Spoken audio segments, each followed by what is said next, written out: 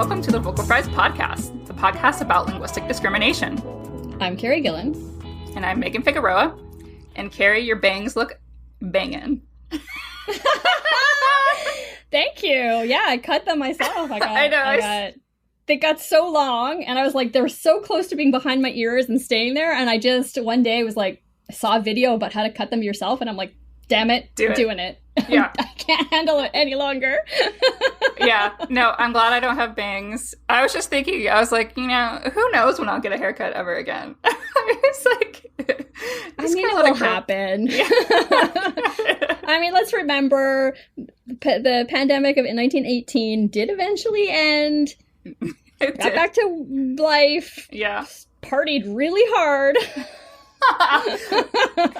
Yeah. So, yeah, eventually. It's just a matter of time. But and then we can all get our haircut. There's a lot of vaccines that are promising. Oh, so. I'm so excited. Yeah, I already got my flu shot.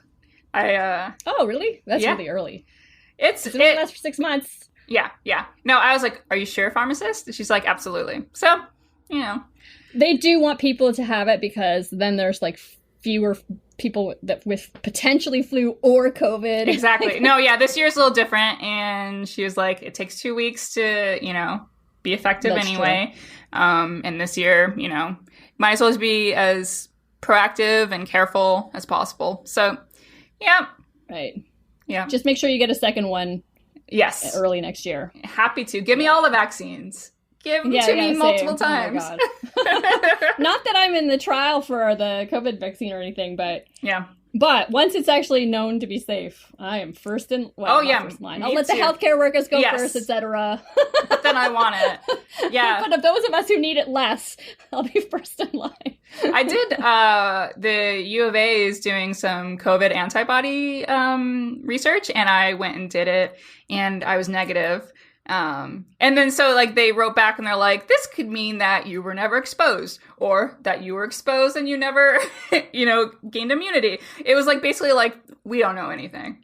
we really don't know what this means yet.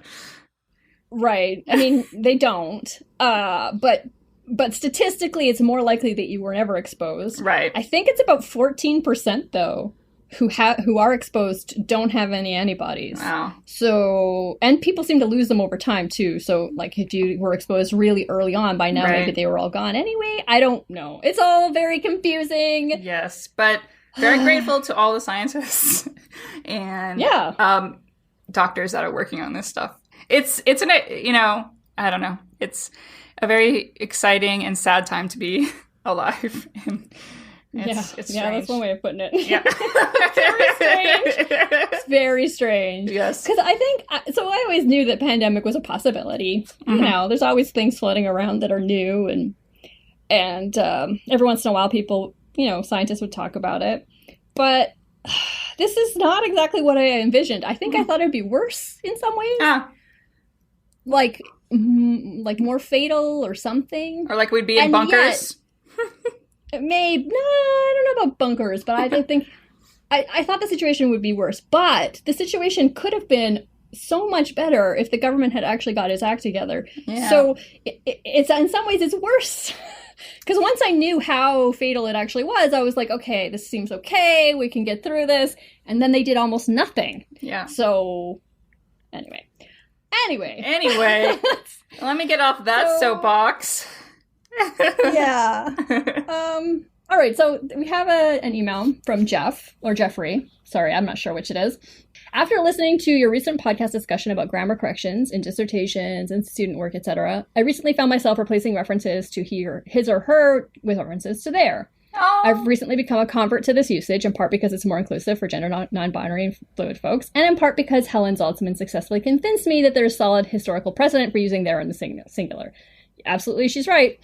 However, I found myself correcting a document written by someone I supervise and replacing his or her with their. I changed my mind before sending it back to the colleague because I felt like fronting and just as obnoxious as someone fixing split infinitives. I don't think it's as obnoxious as fixing split infinitives because you're actually making it better and not just being fusty. So Some style guides now use singular there, so that's what I said. I was like, you can just point to some of these style guides and say, look, that's what people are using this now. And you're the supervisor, so you get to say. Yeah, exactly. Do you know if the AP is using singular they yet? I don't. I know what the APA is, but I don't know about the AP. Probably, but well, I don't know. Get on board, everyone, because you're going to be left behind. You're already left behind. We're all there. We're here. Come on. Yes. And it's also like less clunky. Like even if for some reason being more inclusive is not a good enough excuse. Which it should be. Let's just stop there. It should be. Come on. It should be. But for those of people who care about like the prettiness of language. Right. It's not pretty. Yeah, exactly. Anyway. So what I wanted to tell you about was, and I can't believe you never saw this on Twitter. I know, and I'm always on there. Always on there. How did I miss this? You must not follow as many political people as I do. So, someone on Twitter complained about Kamala Harris's voice as reminding them of Marge Simpson. What? Yeah.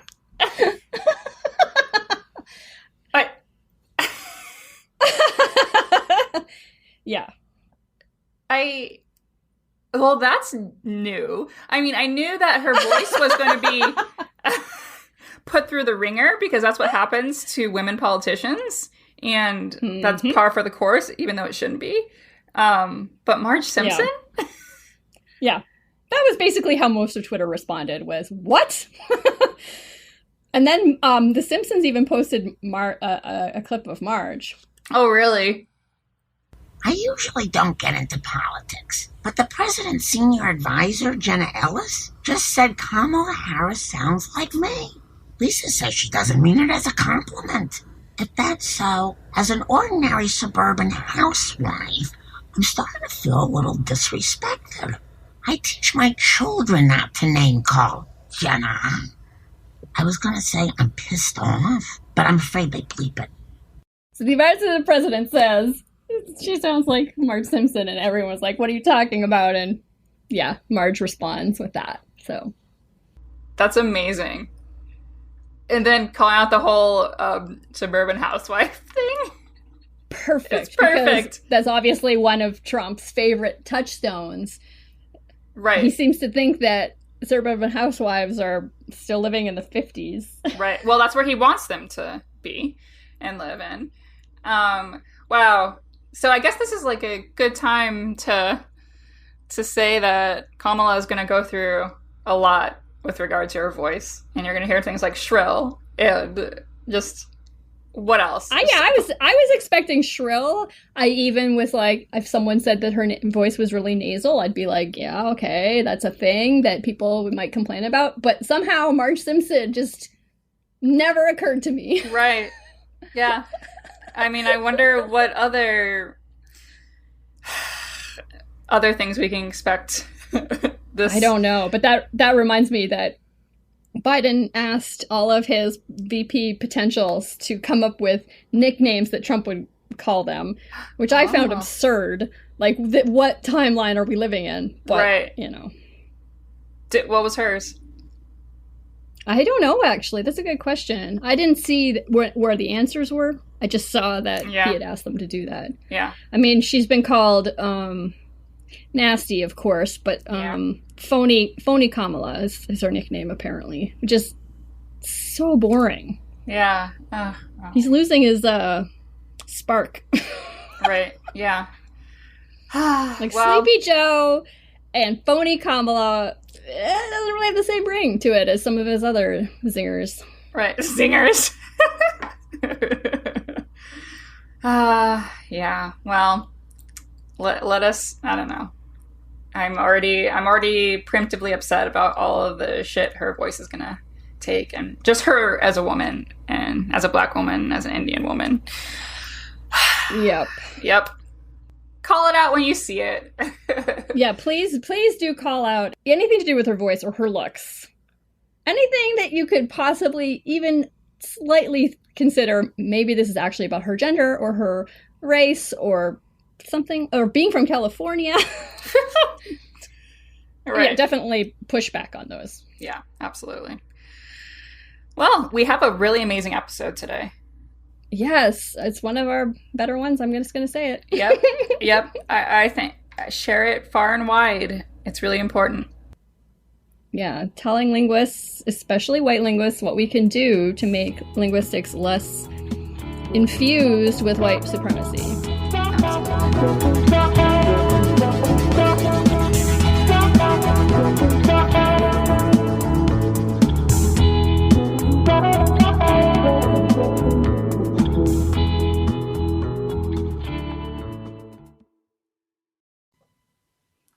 Like this show and want to make your own? Let me tell you about Anchor. It's free, and they have creation tools that allow you to record and edit your podcast right from your phone or computer. And now you can even add any song from Spotify directly to your episodes.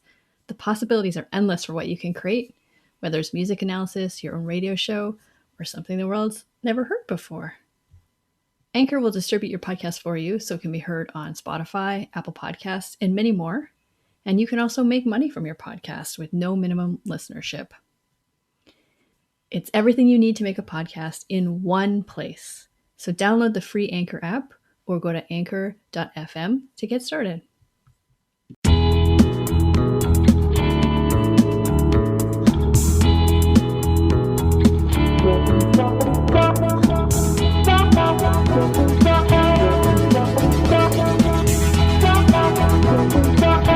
So today we have Dr. Ann Charity Hudley, who is the North Hall Endowed Chair in the Linguistics of African America and Director of Undergraduate Research for the Office of Undergraduate Education at the University of California, Santa Barbara. Her research and publications address the relationship between language variation and pre-K through higher ed educational practices and policies and high-impact practices for underrepresented students in higher education. Thank you so much for being with us today, Professor Charity Hudley. Yeah, thank you. Thanks so much for having me. We've been really excited to have you on the show. I mean, this is our third anniversary, so pretty much for 3 years. Thank you. Yeah, and it's, I say, like, it's a perfect time to have you now, but I feel like it's always a perfect time to talk about what we're talking about, right? It's real. That is true. That is very true. It's definitely a moment. Yeah. Yeah, we're in a moment. That's the way I'm describing it. I mean, it's weird when you've worked on something your whole life, but it's a moment. So you didn't plan the moment, but you go with it. So yeah, exactly. And then with COVID happening, it feels like it's a moment, like within a bigger moment. There's just so much happening. Yes. It's so much. It's the Russian nesting dolls of moments. Yes, exactly. It's a perfect visual. Yes. So earlier this year, you gave a plenary for the annual Linguistic Society of America meeting, and we'll link to it. But we wanted to ask you some questions surrounding this, because I think it's a really important talk. So first of all, you said that we can no longer evade discussions of white supremacy in linguistics. What is white supremacy, and how does it show up in a field like linguistics? Great. So when I think about white supremacy, there's the easy definition. That's people who go around really saying things about the inferiority of people who aren't white. So they might talk about how they look, how they act, their intelligence. I just don't want to be around them. So that's one thing. It's not that we still need to think about that. But when I'm thinking about white supremacy, I'm thinking about policies, procedures that are economic, that are social, that are academic, that are professional, that privilege the practices, the intellectual value, and the ideals of white people over other groups. And I think in linguistics, the challenge is the first one, of course, we say, oh, we're linguists. We run around all day telling people that all languages have value and look at all the cultures that we study and work with. And so it actually makes it harder sometimes for people to interrogate that second definition, because they're so caught up in dealing with that surface level white supremacy of just being like kind of a diverse thinker. But they haven't thought about how it actually could contribute to the value, the lens of doing that through a lens of whiteness, through a practice of whiteness, such that the research and practices that one person may see as showing how interested they are in other cultures and other languages could be viewed by other people, particularly people of color, as colonial in their practice. And so I think that's what makes it so hard in linguistics to really get this conversation going, because of that dual function and that dual definition of white supremacy. So what can linguists do, particularly white linguists, to fight white supremacy within the field? So I think we really have to think about any time we are working or thinking where the white people are framed as scholars, and be uncomfortable with those settings, no matter what we're doing, no matter where we are. And we need to think about it on 3 levels. Who's participating as a researcher? Who's participating as a student? Who's participating as a community member? So that's one group or set of issues. And then the next one is, what questions are we asking and why? And who decided that those questions that we're asking, the research that we're doing, the content that we're teaching, is what we should be focusing on? And was that a decision made primarily by white people?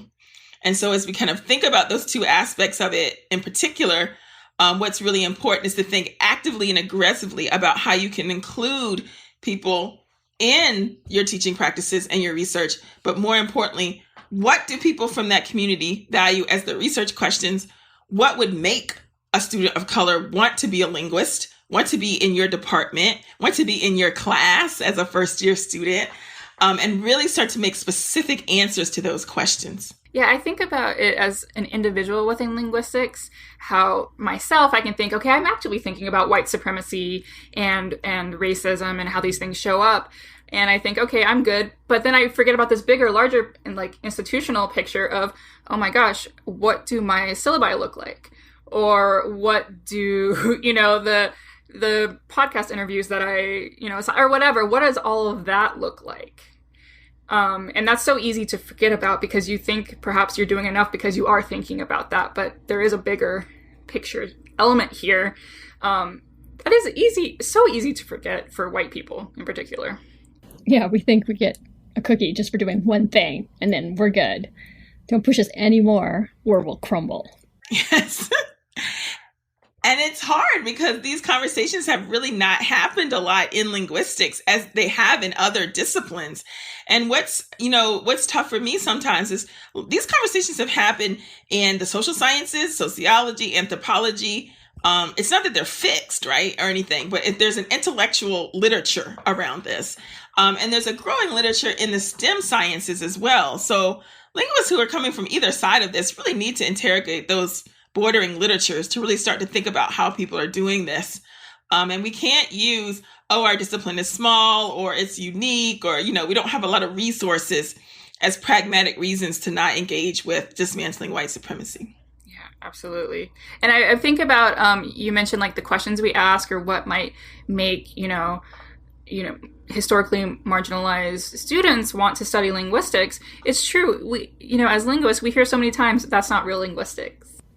So what are the kind of questions that we should be asking? Or what kinds of questions would a student of color ask that we might not think of, or that I in particular might not think of? So that's the question that I'm hoping that people will actually ask to students of color, right? So when I'm thinking about this actively, I'm thinking about recruiting outreach to groups, departments on campuses, student organizations that students of color participate in, scholarly societies that scholars of color participate in. So like the Association for Black Anthropologists, the National Black Speech and Hearing Association, all the way down, the different discipline areas, and saying that to them, why do you do linguistics, or why do you not do linguistics? And like, what are the overlap challenges that you see? Like, that's the type of discussions that I hope we will have, so that those answers really come from, different people and their different perspectives.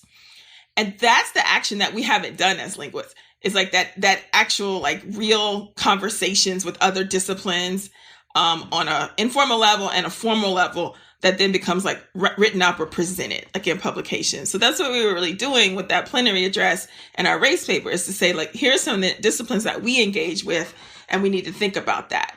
And I think it goes a long way because, for at least for my generation or lens on being a person of color, risk management is at the height of it.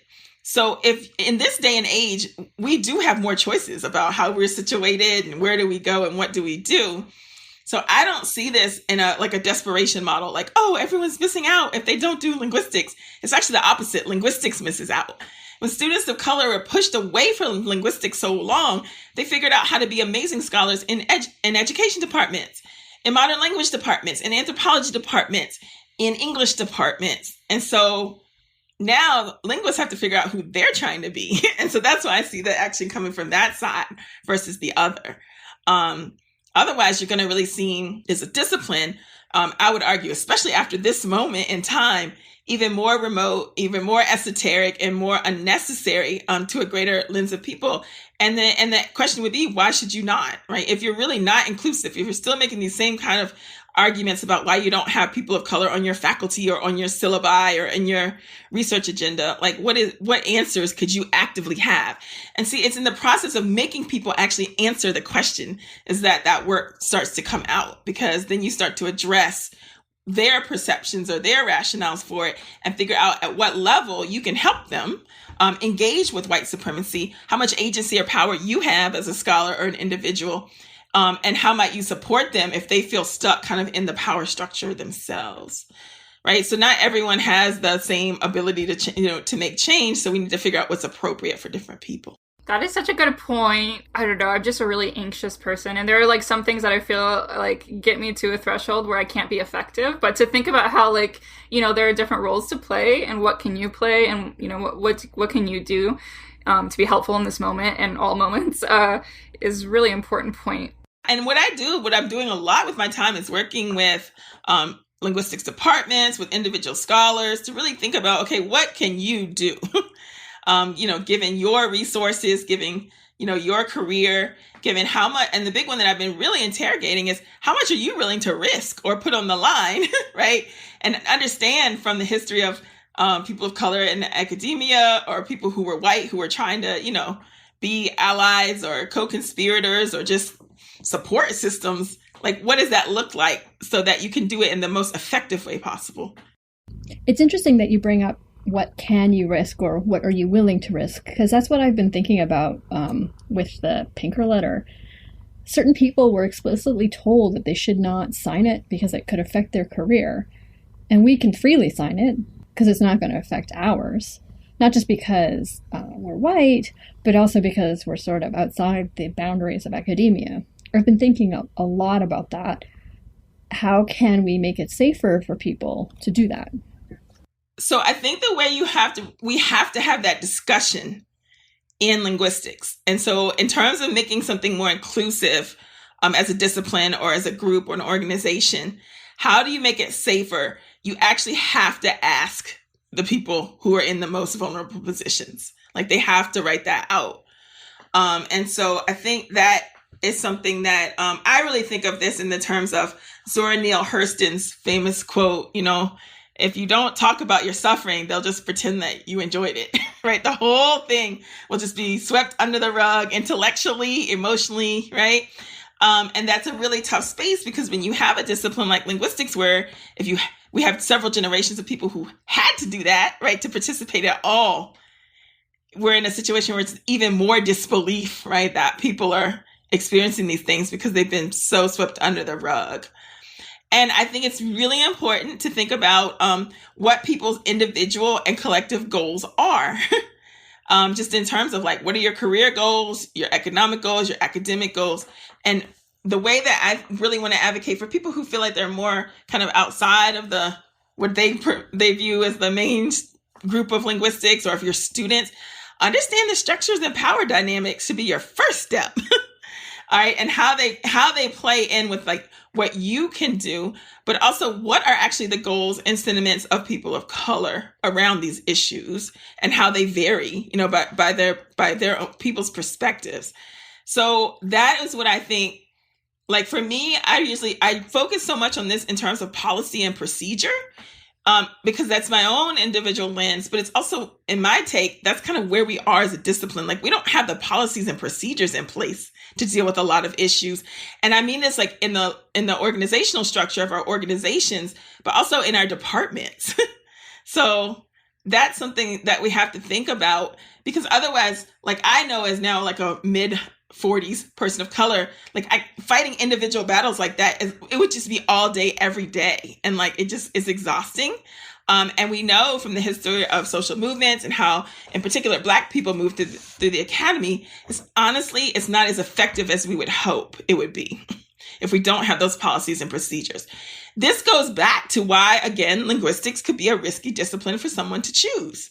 Because if you look at, if I'm going to make a choice about being in a smaller discipline where people haven't really interrogated these issues, or be a linguist in, another adjacent area where people have interrogated this more, like, which one are you going to pick? And so that's why I'm saying we have to come face forward on these type of professionalization issues in linguistics if we want to get serious about inclusion. We need to get serious about these policies and procedures and all that, because otherwise we're not going to be able to empower historically underrepresented racial groups authentically. You got it. That's exactly it. Because nobody's, no one's going to stick their head out for an issue if they've been working 30, 40 years at a career, right, in the same way. And so I just really want everyone to think about, like, their strategy and their positionality, especially if things are being white-led in terms of support, of actually having to talk to scholars of color before you do something that you think is in support of them. And it's not that people will agree, but you'll get a better sense of the range of opinions of that. And that's why, for me, my models are all about deliberative discussion, right? To really figure out, like, who the stakeholders are in a community research-based model, and then restorative justice. So my attitude is, especially the way that higher education is set up, if we don't use a restorative justice model, change is really hard. Because once someone has tenure, and especially if someone is senior, like, the stakes are really actually low in many ways for them to change or do anything. So if you take any other approach, just because of how higher ed is set up, like, you'd really have to tell me what your outcomes that you hope were going to be and give me some evidence for why you think that would work. I mean, that's just the tough part of it. I'm not condoning it or excusing it as the thing to be inactive. I'm actually looking at that as a strategy. Like, we have to think about it that way. So can you explain a little bit about how you can use restorative justice in higher ed to affect change? Yeah, I think the first part that you really have to think about is how different people will see the same situation and at least get their narrative take on what they view as the situation. And I think that's so important, because you need that information even to make a good strategy about addressing systemic racism or white supremacy in a given place or space. Then you have to, within those narratives, you have to actually figure out who are the people who are the levers for change, and then how much are they willing to risk in a given situation, given where they are, especially if it's different from your own position. And then you really have to kind of triangulate those three points along those narratives. Because, like, I could have a great plan, but if I can't get anyone else to help me enact it because they don't understand it, they don't agree, or they don't see my point of view, like, it's really hard to move that muscle, especially, I mean, in my position, they're mostly usually senior to me. So I've been, I'm on the LSAEC because I want to know how it works, right? I do undergrad research because I want to think about critically, how do we have more students involved in undergrad research who are underrepresented, not just for our discipline, but in the academy as a whole. I'm moving on to planning and budget because a lot of this stuff has to do with money. Most of our discussions in linguistics about inclusion have never had talked about money. And that's just way behind other disciplines. So these are the things that we have to learn if we really want to make someone move, move a half a mountain or move some muscle. So we need to be, I think a lot of us are now people of color, or people who are really devoted to these issues, are more junior in our field. And I think we have senior people who are willing to help and are, knowledgeable about this. So we kind of have to do some learning so that we can all get this on the same page. That's kind of my point of view with it. And you mentioned our field kind of being behind. Here's a good example of this. So the number of minoritized scholars who hold advanced degrees in linguistics is so small that there isn't even a number to quote. But there are so many minoritized scholars who are working on questions surrounding language. But like you said, they're in anthropology, they're in education, they're doing the work elsewhere. Do you think that we have a gatekeeping problem in linguistics? I do. I absolutely do. And I decided, given my level of seniority and everything, that I have to speak about it. The first time it appeared to me was in my senior year. I had done linguistics at Harvard undergrad, and I did the accelerated master's program. So I had done everything right. Had great grades, knew I could get into graduate schools. I did my thesis, and for most people this would have been amazing, but I got magna cum laude, and I wanted to know why I didn't get summa. So I did not let that shit go. I was like asking around. And then one scholar of color pulled me aside and said when they were in the meeting, they had decided that part of the issue of how they decide summa was based on the topic. What? Oh my god. Uh, So what was the topic? So it was looking at linguistic variation in the idiolect of Bessie Smith and thinking about how a Black singer is both a performer, a figure and an actor, and how their voice and mostly I focused on the pronunciation changes in the articulation of melisma. So like the way that you do the blues, like same sound over music, when she had different recording contracts. So who wanted her to sound more mainstream or more not? That sounds fascinating. That's amazing. But this is what I mean in terms of like, how do you think my whole career has been? I was like, that's the coolest shit ever, right? From my point of view and from my advisor's view, it was amazing. But other people were still having the rhetoric of, what we don't do sociolinguistics, what's this cultural aspect, right? So it was really informative to me about how individuals' decisions about what you should study and what you should do and how it relates to what they do and kind of what they see as important, like how that as a collective process becomes models of white supremacy. So, juxtapose that with, my advisor being like, look, you got to go to Penn. They're not going to care about this. They even have faculty who study similar topics. And it was just mind blowing for me to go from that situation where everyone kind of saw what I was doing as kind of interesting, but ancillary to then, my graduate program where that would have been a perfectly normal thing to do without anyone ever questioning it. And then, then proceeding to, so that was the end of it for me, but then proceeding to kind of do that same kind of work in this area of how I see myself, language, literacy, and culture intertwined and having a pretty good life, right? So I saw a lot of people get all these narratives about, oh, you can't do this, you won't get a job, or you won't get published, or linguists won't take you seriously. And me just being kind of like, oh, okay. Like I've been benignly told, right? It's always it's trying to help me. Oh, I should have changed that topic, or I shouldn't have put that grant, or be careful how you do frame these books because it's not, in this vein and you're trying, your degree is in linguistics. So my point of view is like every time someone's trying to do that to me, it's like trying to help me in my best interest, but it's a benign manifestation of white supremacy. But we've got to look at what people, and this is a crucial moment in linguistics to think about this model because many departments and faculty have decided the way that they were going to be more inclusive of people who aren't white is to get graduate students when they don't have faculty in place. So I have been a careful student of what are these faculty telling the students about what's going to happen in their career and what evidence they're using. Because my thing is I see so much, not just in linguistics, but across the board, when white scholars, mentor scholars of color, the first thing I want to know are who are your colleagues and leagues and friends who are scholars of color that would help you navigate what kind of advice you're giving to your students.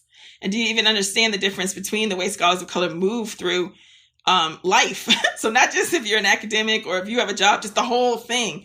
Like, where have you gotten your lens on that? And that's my first question when people start saying, oh, I'm taking in 2 Black students or we got a Latinx students right now. I'm like, okay, so like, what's your plan? I want to bring up this question because speaking of taking on Black students, in your plenary, going back to that, you quote James Baldwin in The Brutal Truth. And I love this so much. This quote by James Baldwin from the essay, If Black English Isn't a Language, Then What Is? It appeared in The Atlantic, and I think in the early 70s. The brutal truth is that the bulk of white people in America never had any interest in educating Black people, except as this could serve white purposes. It is not the Black child's language that is in question. It is not his language that is despised. It is his experience. A child cannot be taught by anyone who despises him, and a child cannot afford to be fooled. A child cannot be taught by anyone whose demand, essentially, is that the child repudiate his experience and all that gives him sustenance and enter a limbo in which he will no longer be Black and in which he knows that he will never become white. Black people have lost too many children that way. It's so powerful, and how are linguists complicit in repudiating Black students' experiences? So I think, this is the big crux of it. If we don't take a broader view of language that really thinks about people's experiences, the content of the language, like what they're talking about and how they're moving through the world. My argument is that even our linguistic analysis that we perceive as not revolving around these issues are limited in scope, but not engaging with those aspects of it. So this can be a broad inclusion question, but it's just as important as a technical, intellectual question about how we frame, like how we think about what's going on. The important part for thinking about this most specifically with Black students is that they're going to be thinking about both. And so you have to really help them think about that. And then you have to, if you don't know, you have to be immediately resourceful in figuring out what other scholars, what other thinkers have come at these questions from different angles and can help them really think about that for their academic work and the interplay of their academic work with their life and their career goals. So it's been really exciting here at Santa Barbara to be able to take that on fully in terms of the content that I teach. So teaching African American language and culture on the undergraduate level and doing it in that model, and on the graduate level, and then having a set of courses that I'm doing to prepare our large number of graduate students of color to really think about their place in the academy.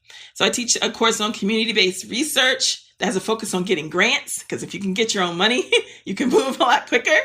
And then I have a class on thinking about being a linguist in the UC, thinking about the LSA, thinking about the world, right? How do you move as a linguist through higher education? And then this year coming up, I'm doing a class on scholarly communication in linguistics. So thinking about writing articles, journals, book chapters, doing podcasts, public appearances, job talks, the whole range. Because we have to be serious about thinking about the interplay between what we view as linguistic topics or intellectual content of the past, and how we do that in a justice, inclusive, and professional way that prepares students for careers. Right. So no more leak of just, that person got a PhD. I don't even know what happened to them. Like after they graduated because, it didn't work out on the job market or something. And I take that really seriously. From the Baldwin quote is like, we cannot fool students like that. Like a first generation student who is low income, who's going to devote 5 to 7 to maybe 8 to 10 years getting a PhD can't just be told at the end, good luck. It's not in good conscience. It informed for me a lot of why I went into an undergraduate university at the beginning, because I kept seeing it happen to people, not just in linguistics, but across the board. So many of my great friends started off with me full of hope and promise, and they experienced racism. They experienced intersectional discrimination around gender, sexual orientation. That was both aggressively, that surface level, but then also the intellectual devaluation of their interests. And then at the end, no one helped them make an exit plan. That in my life has, really been the most impactful thing to watch, because it's not something you could see right when you finish a PhD. You got to watch that over like 10, 15 years, right? Yeah. So it's now that I'm, thinking about my colleagues and friends, and some of them were fine. Like they don't want to do linguistics. They found that out doing a PhD. That's great. But we got to look at why that happened. We can't just say, because they weren't interested anymore, because we got to see what made them not interested. Yes, absolutely. And you've done so much great research on K through 12 schools. I wonder if you could talk a little bit about how the work that we do in higher ed on linguistics, all this research we do, could actually be harmful at that level as well, and also the good it can do. I think of your research and the good it can do, but also, what is the harm that linguists are playing at that level?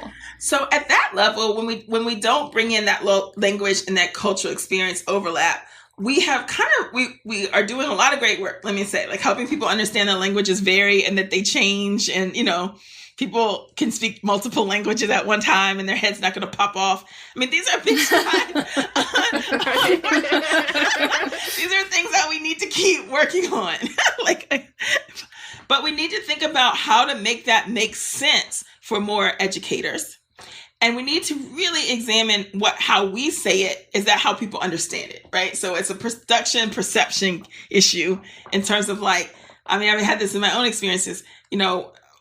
I have a lifetime of studying linguistics. If I go into a school for an hour and I give it my best shot, I still need to evaluate how that's been interpreted and put into practice. So I feel like that's where we are with K-12, is that we've got a lot of good material, but we haven't figured out how to disseminate it to more educators. And we haven't figured out how to evaluate it, to tailor it for its preciseness, its usefulness, practicality in a given classroom situation, given the different dispositions and backgrounds of different educators. So some of y'all want to work with me on that. That's huge, because that's what we're going to kind of tackle next. Is I'm even now, last week I did a Zoom with some of my former people who'd worked in my past projects. So really going back to people and saying, do you use this information, and how does this come out in your curriculum and your thinking? So it's really thinking about how we integrate it rather than having a model of linguistics as fun facts. Fun facts can be so fun, right? You feel so great. It's liberating. You think, okay, I've let them know. But a year later, is anything from the fun facts integrated into their practice, their disposition, right? How is it impacting the student experience? These are the different dimensional evaluation questions that we need to be working on. So in the LSE statement on race that you and Dr. Christine Mallinson drafted, you state, there is no linguistic justice without racial justice. So what do you envision for linguistics as a field or academia writ large going forward? What does a racially just linguistics look like?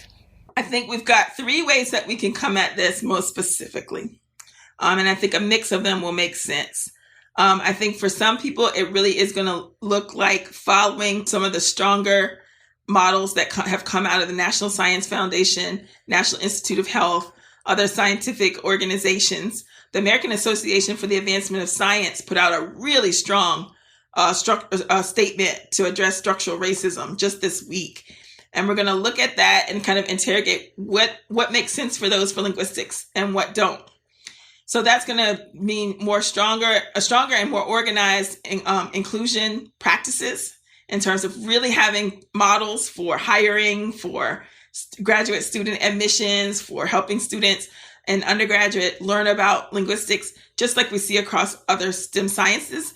And I have a site from the National Science Foundation for research experience for undergraduates, people doing that either through NSF or other funding, but also many universities support that work, right? So individual faculty can say, you know what, I'm going to commit to making sure I'm working with programs on campus that are designed for students from historically underrepresented groups. The next one, which is really important and is way harder, is to say, you know what, we're going to have to look at our departments and say, what are we offering? What are we teaching? What are our research agendas? And how do we come in conversation with scholars of color, both on the teaching side, but also on the research side? And then the third one is, I think, the most immediate and most important, is that realistically, the way that we're going to do that is through partnerships. So partnerships with scholars of color who are interested in language on our particular campus or across disciplines or across areas, and really start to ask them about how they think 1 and 2 should go, and then be realistic about the career pathway. So if we're going to do more inclusion, where do you see these students going, and really thinking about the partnerships that you would have. And that's if they're getting a PhD, if they're going to work in industry, if they're going to be educators, what partnerships should we have as departments, as individuals, and as scholars that go on research to really make that more real. So that's kind of my 3-way model of thinking about that. But I've also seen, especially of all the events of this summer in linguistics and in the world, we need a stronger commitment in our linguistics classes, departments, of really understanding racism and how it functions, just in general, from a scholarly lens. And then really thinking about, some departments have been already starting to really commit to writing out plans that make sense for them for where they are. So some good ones I've seen: University of Washington, University of Oregon, I'm forgetting, University of San Diego. If you go to their websites, and I can send you the links, at least they're starting to put be honest about kind of where they are and what their next steps are. And I think that's really important, so that people can learn together, but then also act together as they kind of do that. In my model, you've got to engage with people. So, we had a CETO meeting where people came and shared information. I encourage you to write to the EC. I encourage you all to, flesh out your thoughts on that, so that we can have real good discussions once these task forces are created. and these town halls happen so that everyone's points of view are there. And I know that's work, like it puts burden on it. But believe me, like having to sit down in the middle of all the stuff I'm doing for Black communities to write a statement on race for the LSA is not, you know what I'm saying? Like, right. But it's it's like, absolutely. But we have to think about how we can all share that work, I guess. So, yes. Can you explain what the task forces are and the town halls too? So right now they're formulating task force to really address these issues and look at all the information and everyone's points of view. And then the idea is that there will be town halls. My understanding so far, and this could change, like at the LSA annual meeting. So that's kind of what the executive officers have been working on right now. What words of encouragement do you have for students of color who might be interested in linguistics? Whether it's just as like an undergraduate degree eventually, or if they're like, I want to be a linguist, that's what I want to be. What kind of encouraging words might you have for them as we're in this state of like, as our field is trying to grapple with all of this, and obviously we're a work in progress. So I'll tell you what I told my students, and they laugh at me. You know that movie? It was like, it had Tom Hanks, and he was like on a boat or something, and there was pirates. It's like he was like a captain on the boat, and then the pirates came on there. I don't know. And the guy says, look at me. I'm the captain now. I don't know what the name of that movie is because I honestly never saw it. I just saw that part. When my students get nervous or they think about this, I say, look at me. We're linguistics now. So you got to come at this I love that. From an angle of not necessarily always asking, but being in conversation with people and being respectful. But, you know, as many, especially Black women know, if you're not offered a seat at the table, you got to just come up and bring a chair. So you got to advocate for ourselves in that way, because asking across an intellectual career defeats the purpose, right? So we need to be entrepreneurial and thinking about, I love how like the Scholars of Color and Linguistics group has gotten started, the Spark Society, thinking about organizations. We're going to be talking about starting the Society for Black Language and Culture, and also the Journal of Black Language and Culture. Like we need to create structures that are supportive, that you don't have to beg to be a part of. And I think that's my word of encouragement is like, let's get Scholars of Color and Linguistics as like a real org, you know, set up so that it can support, and it could be how the founders think it would make most sense. Like it could be, you know, like you have an online conference and you keep the online, like more of a social media type support. For the Society for Black Language and Culture, we're focusing on making the journal, like figuring out ways to make sure that people have better publication venues now that we have more Black people participating in linguistics. Like our conference last year, like we were just happy to have whoever was at the Institute. We ended up having like 53 full participants, like for both days. And now on the online model, like this morning, I sent out email to like 250 people who had registered. So that's my word of encouragement, is like, what we need to do now is get organized so that you're not begging and asking other people to accept you as your constant model. We need to go from a model of, I hope they think I'm smart, or I hope they'll accept my paper, to, I know I'm smart because I'm doing work that helps other people of color. And then I can have a real conversation about accepting my paper because the intellectuals who are making the decision about how this scholarly communication goes are actually well-versed in my areas. They understand my academic experience and they understand my lived experience. And I think once I get my own students even to shift that thinking, you have a whole different sense of agency and determination about what does it mean to be, not just in a discipline, but like in higher ed overall.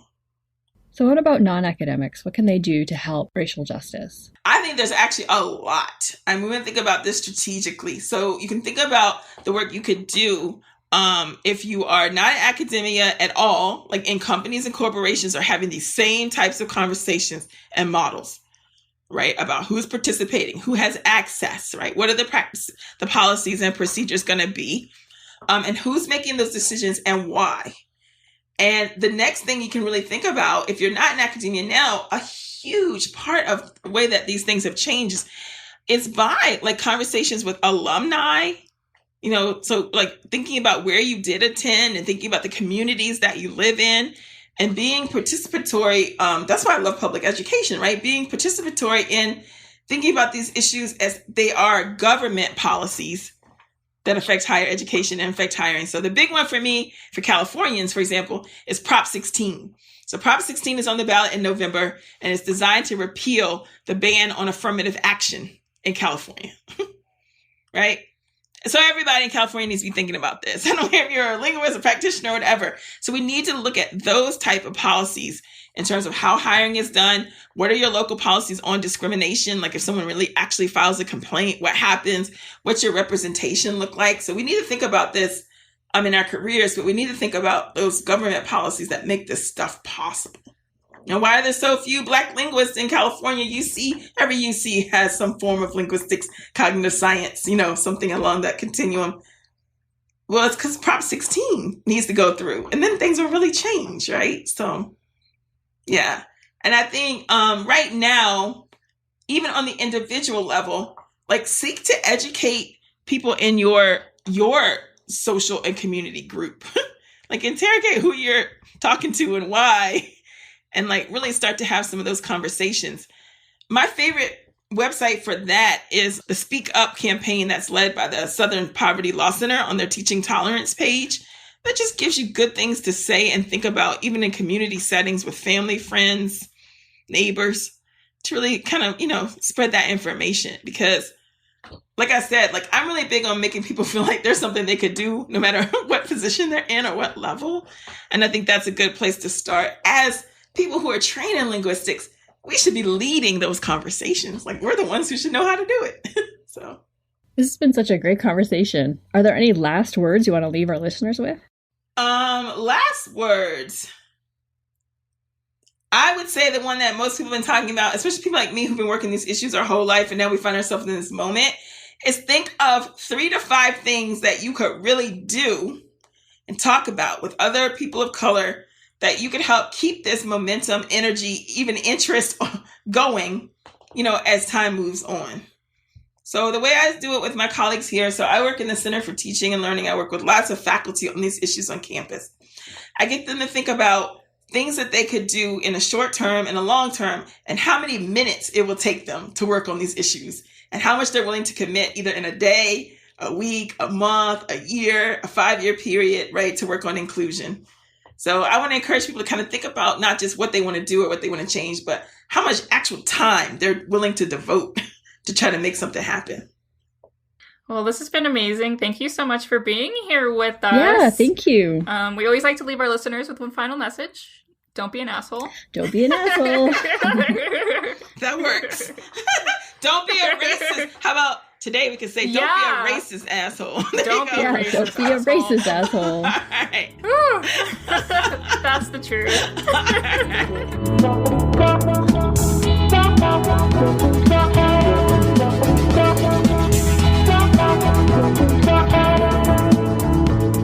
We would like to thank our newest patron, Emil Asanov, who is our first Russian backer. Oh, thank you. Yes, thank you. We are going worldwide. We are worldwide. I know. We have been worldwide. But I don't know why. I was just like, oh, Russia. When I was in high school, I had a pen pal from Russia. So I don't know. Oh. I guess technically it was the USSR at that point. So yeah, I was very excited. That's fun. Anyway, so thank you. And anyone else wants to join us, at the $5 level, you get our bonus episodes. Which are very salty and fun. Yes. The Vocal Fries podcast is produced by me, Carrie Gillen, for Halftone Audio. Theme music by Nick Granum. You can find us on Tumblr, Twitter, Facebook, and Instagram at Vocal Fries Pod. You can email us at vocalfriespod@gmail.com, and our website is vocalfriespod.com.